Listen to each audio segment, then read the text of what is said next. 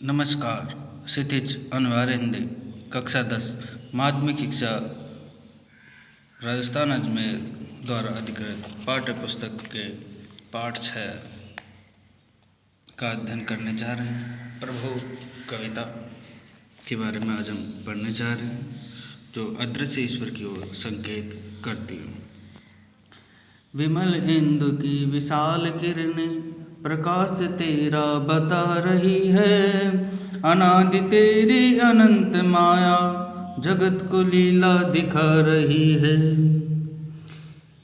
प्रसार तेरी दया का कितना ये देखना है तो देखे सागर, तेरी प्रशंसा का राग प्यारे तरंग मालाएं गा रही है।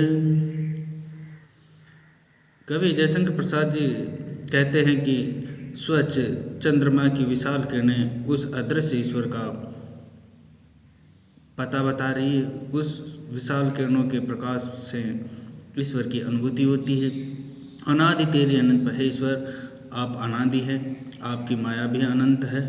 जगत को लीला दिखा रहे, जो संपूर्ण जगत में जो क्रियाकलाप हो रहे हैं उसमें आपकी लीलाएं व्यक्त हो रही है।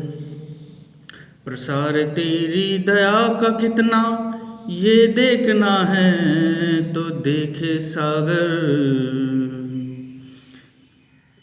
हे ईश्वर, आपकी दया का प्रसार कितना है। अगर ये किसी को देखना है या देखना चाहता है तो वो अनंत सागर को देख सकता है कि जिस तरह से सागर का कोई किनारा नहीं होता, उसी प्रकार ईश्वर का भी कोई अंत और किनारा, ईश्वर की कृपा का, दया का कोई अंत व किनारा नहीं है। तेरी प्रशंसा का राग प्यारे तरंग मालाएं गा रही है। हे ईश्वर, तुम्हारी प्रशंसा में जो गीत गाए जा रहे हैं, अर्थात जिस तरह से किसी की प्रशंसा में गीत गाए जाते हैं, वैसे ईश्वर की प्रशंसा में जो सागर की लहरें हैं वो निरंतर गीत गाती रहती हैं। तुम्हारा स्मित हो जिसे निरखना वो देख सकता है चंद्रिका को, तुम्हारे हंसने की धुन में नदियाँ निनाद करती जा रही है।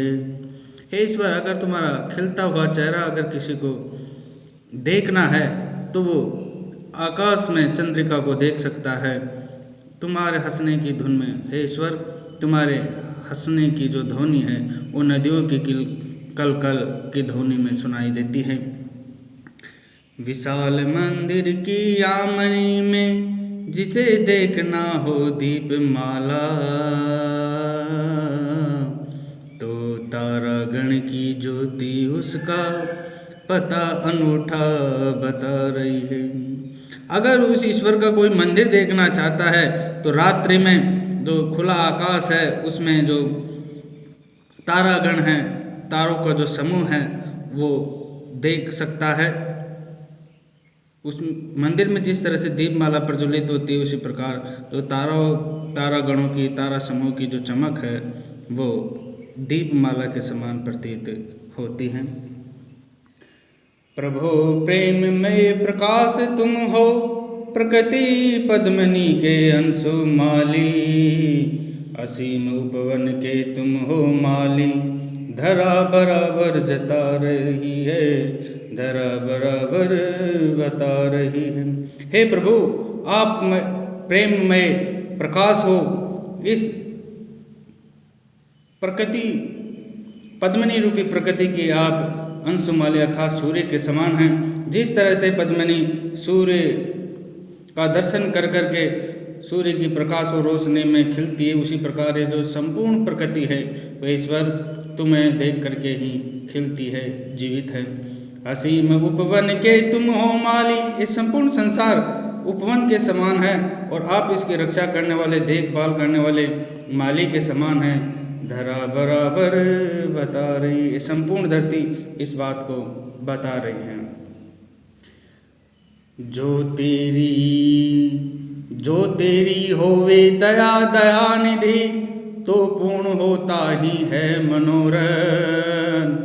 सभी ये कहते पुकार करके, यही तो आशा दिला रही है।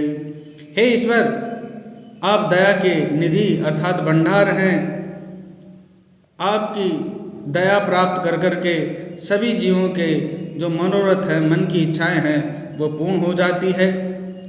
जो हारे हुए हैं, थके हुए हैं, निराश मानव है, ये सभी पुकार पुकार करके ऐसे कह रहे हैं कि इस संकट की घड़ी में ईश्वर हमारी सहायता करेगा, हमारे दुखों को दूर कर देगा। यह जो आशा है उसी से सभी के हृदय में एक नई चेतना का संचार हो रहा है।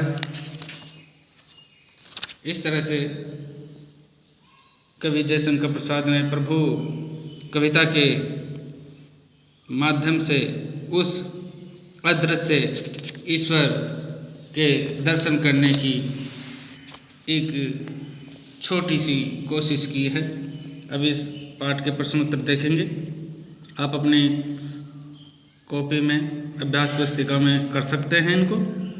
जयशंकर प्रसाद का जन्म कब हुआ था? जयशंकर प्रसाद द्वारा संपादित पत्रिका का नाम क्या है?